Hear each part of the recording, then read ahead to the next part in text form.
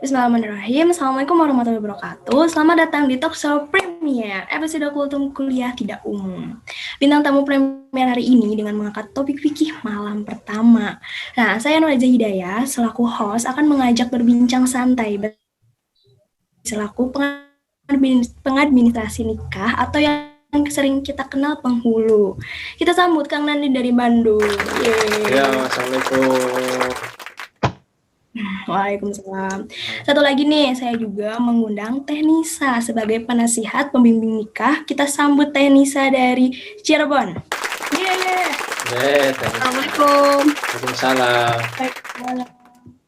Nih, ngomong-ngomong nih soal nikah, bahasannya sensitif gitu ya Kang Teh. Apalagi bahas soal fikih malam pertama nih. Pengekspektasiannya tuh orang tuh kayak wah gitu kan, ya asik-asik gimana gitu. Nah, pengen tahu dong nih gimana pendapat dari Kang Nandi sebagai penghulu tentang hakikat malam pertama itu apa sih gitu. Mangga Kang. Oke, baik. Jadi langsung jawab ini. Mangga. Oke. Jadi apa ya? Hakikat malam pertama. Jadi malam pertama itu adalah malam yang sangat dinanti-nantikan bagi setiap pasangan yang baru saja melangsungkan pernikahan. Malam pertama juga adalah malam di mana setiap pasangan suami istri sudah halal untuk melakukan hubungan badan setelah pasangan tersebut menghadapi tahap-tahap yang panjang dan melelahkan gitu. Jadi lalu apa sih tahap-tahap yang panjang dan melelahkan itu? Satu, ada yang disebut dengan ta'aruf. Ta'aruf itu adalah proses saling mengenal satu sama lain. Lalu yang kedua, khitbah. Ada yang dinamakan dengan khitbah. Lalu apa itu khitbah? Khitbah itu adalah satu cara untuk menunjukkan keinginan laki-laki menikahi perempuan. Bisa disebut juga dengan melamar, meminang, atau menunang, atau tunangan. Nah, itu. Lalu yang terakhir, ada yang disebut dengan akad nikah. Itu di penghujung ya, penghujung proses itu sebelum berjima ya. Nah gitu, mungkin itu aja. Jadi intinya tuh penantian yang tak lama gitu ya. Yalah ibaratnya kayak baru buka puasa gitu ya. Nah, lanjut nih pandangan dari penasihat pembimbing nikah nih dari Teh Nisa. Apa sih yang harus dilakuin sebelum melakukan malam pertama itu gitu? Ada nggak sih Teh? Mohon maaf. Oh itu belum unmute. Ya, sorry. Ada beberapa hal yang harus diperhatikan ketika kita menghadapi malam pertama, yaitu diantaranya adalah yang pertama, itu kita dianjurkan untuk membersihkan diri. Membersihkan dirinya itu seperti apa sih? Bisa dilakukan dengan mandi atau mungkin dengan berwudu sebelum melakukan malam pertama. Jadi, dianjurkan untuk membersihkan diri dulu. Tujuannya itu supaya badannya lebih segar dan sehingga mengurangi gangguan-gangguan terhadap apa ya, kan nggak enak ya kalau kita nggak membersihkan diri terlebih dahulu gitu ya. Lalu yang kedua itu dianjurkan untuk berhias dan memakai wangian. Jadi setelah membersihkan diri, kita disunahkan suami istri itu berhias atau menggunakan wangian sebelum melakukan malam pertama gitu. Hal ini berdasarkan dengan sabda Rasulullah Shallallahu Alaihi Wasallam yang mana telah ditetapkan oleh Rasul bahwasanya mencukur, memotong kuku, mencabut bulu-bulu ataupun mencukur bulu-bulu itu adalah sunnah gitu. Jadi tidak membiarkannya selama kurang lebih 40 malam gitu. Selanjutnya yaitu sholat sunnah. Nah ini dia nih, di malam pertama itu pasangan yang sudah sah menjadi pasang suami istri itu dianjurkan untuk menunaikan sholat sunnah 2 rakaat. Hal ini itu supaya apa ya, karena kan kita menikah itu untuk ibadah gitu kan. Jadi alangkah indahnya, alangkah lebih ininya itu kita dianjurkan untuk melakukan sholat sunnah 2 rakaat dan membaca doa terlebih dahulu. Mungkin kayak gitu sih. Oh iya, ngomongin tentang sholat nih. Tadi tuh kan ada sholat yang wajib 2 rakaat. Kira-kira nih, menurut penghulu Bapak Nandi, eh, kira-kira gimana sih prosesnya gitu? Sholat 2 rakaat itu gimana stepnya gitu? Apa sih yang harus kita ya, beda lah gitu kan kayak sholat-sholat biasanya gitu. Enggak? Ya, jadi oke. Jadi dari setiap pasangan suami istri yang sudah halal tentunya di malam pertama dianjurkan untuk memulai malam pertamanya yaitu dengan sholat 2 rakaat berjamaah. Jadi sholat 2 rakaat berjamaah. Lalu dalil terkait dalil yang menunjukkan hal ini adalah dari Abu Sa'id berkata, para sahabat radhiyallahu anhum memberitahukan dan mereka berkata, jika kamu masuk menemui istrimu, maka sholatlah 2 rakaat, kemudian mohonlah kepada Allah kebaikan yang dimasukkan kepadamu. Nah, berlindunglah kepada Allah dari keburukannya, kemudian setelah itu terserah urusanmu dan istrimu. Itu dari hadis riwayat Ibnu Abu Syu'aibah dalam Al-Musannaf. Jadi gitu. Jadi di malam pertama itu ketika sedang bersuci dengan berwudu atau mandi, maka suami bisa mengajak istrinya untuk sholat dan lanjut dengan berdoa. Gitu. Oke. Uh, Tadi kalau kata Tenisa nih yang di nomor 2 tuh yang di step yang kita harus lakuin gitu kan di malam pertama ada wudhu gitu. Boleh nggak sih kalau misalnya kita nggak perlu wudhu aja sih kalau misalnya di malam pertama biasa we gitu. Boleh nggak sih Teh? Ya, baik. Uh,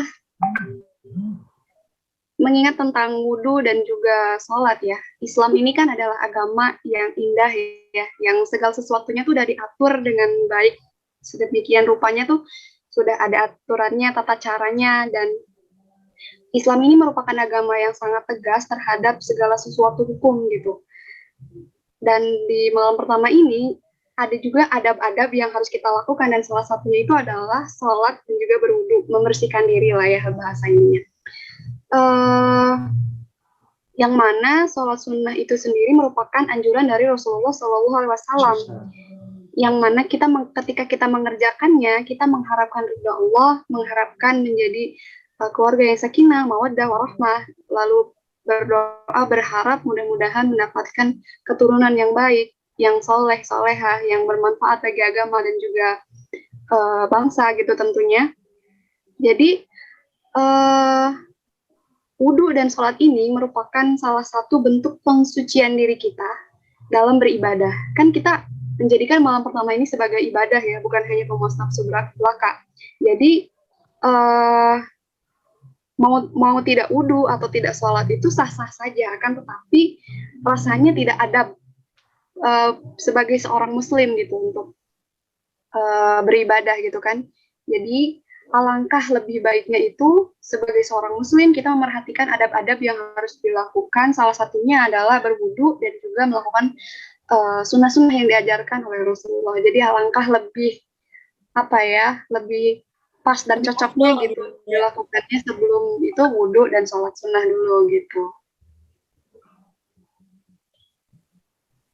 Berarti sifatnya sunnah muakkad gitu ya, sunnah yang dianjurkan. Ya, yang dianjurkan betul. Ya, tadi kan udah ngomong tentang wudhu, terus sholat gitu kan. Nah, kira-kira ada lagi nggak sih selain wudhu dan sholat itu? Boleh dong dari pandangannya Bapak Penghulu ada nggak? Oke, jadi pertanyaannya ada apa lagi sih selain tadi wudhu, salat yang disunahkan oleh Rasul di malam pertama sebelum berjima, yaitu apa? Ada yang tahu nggak? Oke, Tidak. tidak. Yaitu disunahkan sebelum berjima itu bercumbu. Bercumbu itu kayak apa ya?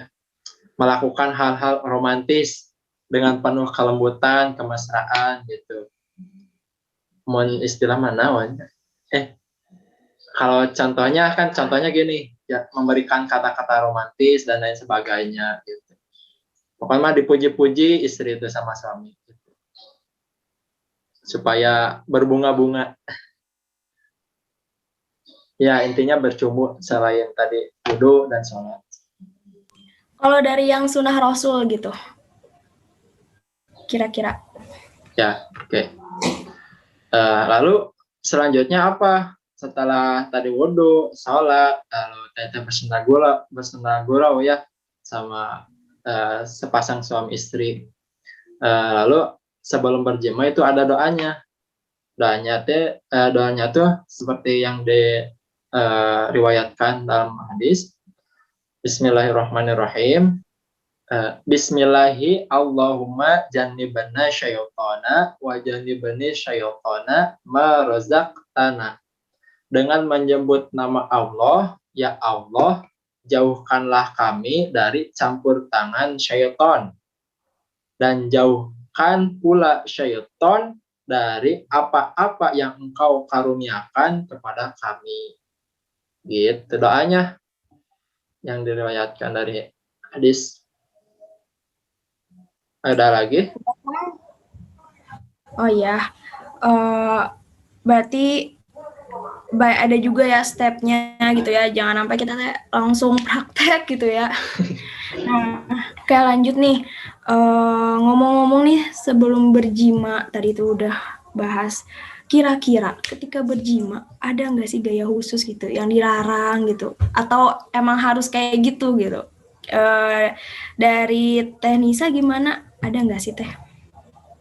Baik, kalau untuk gaya itu sendiri sih sebenarnya tidak ada keterangan dalam Al-Quran maupun hadis yang diriwayatkan untuk dilarang gitu ya. Tapi ada satu hadis yang menerangkan dari Imam Abu Dawud dan An-Nasai yang meriwayatkan bahwasanya Rasulullah SAW mengatakan, bersabda bahwasanya mal'unun man atamra'atan fi duburiha. Jadi dilaknat, Allah melaknat orang yang mendatangi istrinya itu dari duburnya gitu. Jadi gaya yang paling dilarang adalah ketika seorang suami mendekati menggauli istrinya itu dari jalur belakang gitu. Jadi itu adalah gaya yang paling tidak diperbolehkan dan dilaknat. Mungkin itu aja sih. Emang jalur belakang di mana-mana kan nggak boleh, seperti kerja juga. Ya, diharapkan ya. Iya. Tidak boleh dan itu nanti dilaknat. Ya. Berarti nggak terlalu banyak aturan ya, cuman ya saling enak aja mungkin. Oke, lanjut nih, yang di terakhir. Udah ngomongin tentang gaya. Nah, kira-kira nih, ketika puncak kenikmatan itu berlangsung pada malam pertama itu ada tandanya nggak sih? Jadi tahu gitu. Ada nggak sih? Mangga Kang Dandi, biasa dijawab. Oke, baik. Karena di sini saya sendirian laki-laki ya, jadi ngomonginnya perspektif laki-laki ya. Ya, jadi menurut apabila di laki-laki, menurut referensi yang saya amati dan saya baca, jadi puncak kenikmatan pada laki-laki itu ketika malam pertama, yaitu keluarnya air mani. Nah, gitu. Jadi puncaknya tuh pada keluarnya air mani. Dan ada doanya juga, itu juga ada doanya. Doanya seperti ini. Alhamdulillahilladzi khalaqa minal ma'i basyaran faja'alahu nusaban wa sihran wa kana rabbuka qadira. Artinya segala puji bagi Allah dan yang telah menciptakan manusia dari air mani atau dalam kata lain sperma. lalu dijadikannya keturunan dan keluarga. Dan Tuhanmu adalah Maha Kuasa untuk melakukan semua itu. Nah, jadi dari pertama, dari awal kita harus wudhu, harus salat dulu, harus berdoa dulu, harus bercumbu dulu. Itu semuanya dilakukan semata-mata hanya agar Allah meridhoi setiap aktivitas kita, setiap kegiatan kita. Dan inilah yang disebut bercinta dengan panduan wahyu, bukan panduan nafsu gitu. Udah lagi? Mungkin ada tambahan dari aku kayaknya udah cukup sih Kang ya. Gak kerasa nih kita udah hampir di penghujung pembahasan nih. Bahas soal fikih emang sebenarnya tuh masih sangat bercabang juga luas gitu kan. Dan sebenarnya tuh ilmu kayak gini juga jangan sampai kita ngerasa kayak nggak ada manfaatnya, malah ini tuh penting gitu kan. Oke, kayaknya cukup deh, Kang. Oh iya, nggak kerasa nih topik kita udah hampir di penghujung. Bahas soal fikih itu sebenarnya tuh masih sangat bercabang juga luas gitu. Seberaturnya Islam dan luasnya ilmu Allah ini, jangan sampai hal yang sifatnya sehari-hari atau biasa aja itu nggak ada nilainya gitu. Padahal yang seperti ini pun perlu kita ketahui juga dipelajari. Akhir kalimat, saya Nur Aizah Hidayah. Saya Salina Fatihah. Saya Nandi Suyardi. Kami semua mohon maaf apabila ada salah-salah kata dalam penyampaian materi. Kurang lebihnya mohon maaf. Wabillahi taufiq wal hidayah. Wassalamualaikum warahmatullahi wabarakatuh.